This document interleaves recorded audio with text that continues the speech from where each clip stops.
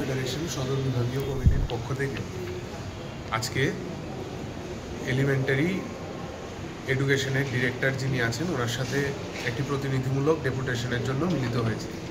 মূলত বিষয় হচ্ছে আমরা সংবাদ মাধ্যমের দ্বারা জানতে পেরেছি যে গতকালকে একটি ক্লাস 2তে পড়ুয়া ছাত্রী ক্ষুদিরাম বসু স্কুলের মধ্যে সে স্কুলে একটা প্রোগ্রাম চলছিল, সেই প্রোগ্রাম চলাকালীন সে সানস্ট্রোক করেছে এবং সানস্ট্রোক করার কারণে তাকে তৎক্ষণাৎই হাসপাতাল নিয়ে যেতে হয়েছে এবং পরবর্তীতে সেই ছাত্রী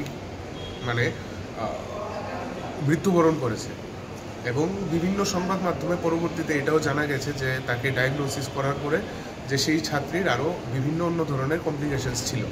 কিন্তু আমরা ডেপুটেশন দিয়েছি যে সেই ছাত্রীটার যখন অসুস্থতা বোধ করছিল সেই ছাত্রী, তখন সে স্কুলের শিক্ষক শিক্ষিকা মহোদয়দেরকে জানিয়েছিল যে সে অসুস্থ বোধ করছিল, কিন্তু সেরকম ধরনের কোনো অ্যাকশন সেইভাবে নেওয়া হয়নি, যার কারণে সেই বাচ্চাটা হয়তো সানস্ট্রোক করে ফেলেছে। আমরা ডিরেক্টর সাহেবের কাছে ডেপুটেশন দিয়ে সেরে আমরা এটাই আবেদন জানিয়েছি যে স্কুলের শিক্ষক শিক্ষিকারা যারা আছেন ওনারা যাতে আরেকটু সহৃদয় হন, শিশুদের প্রতি যাতে তাদের খেয়ালটা, তাদের কেয়ারটা যাতে আরেকটু বেশি হয় এবং এরকম ধরনের ঘটনা যাতে পুনরাবৃত্তি না হয়, তার জন্য আমরা মনে করি যে শুধুমাত্র স্কুল কর্তৃপক্ষ না, এটা এডুকেশন ডিরেক্টর এবং শিক্ষামন্ত্রী সহ গোটা সমগ্র যেই ডিপার্টমেন্ট আছে প্রত্যেকেরই এই জিনিসগুলো খতিয়ে দেখা দরকার।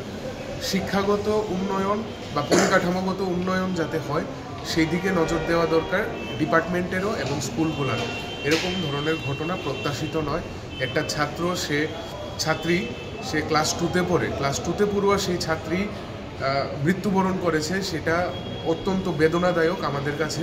তাই আমরা এসএফআই সদর বিভাগীয় কমিটির পক্ষ থেকে আজকে অধিকর্তা যিনি আছেন সাহেবের সাথে আমরা দেখা করেছি এবং তার পাশাপাশি সুকান্ত একাডেমি একটি স্কুলের মধ্যে আরেকটি ঘটনাও আমরা নজরে আসলো যে একটি ছাত্র জল মনে করে সে অ্যাসিড পান করে ফেলেছে এবং তার কারণে তাকে হাসপাতালে চিকিৎসার জন্য নিয়ে যাওয়া হয়েছে এবং গুরুতরভাবেই সেই ছাত্র অসুস্থ।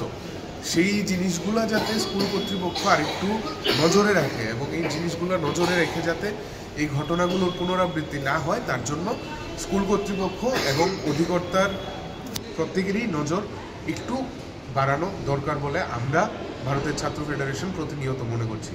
ধন্যবাদ।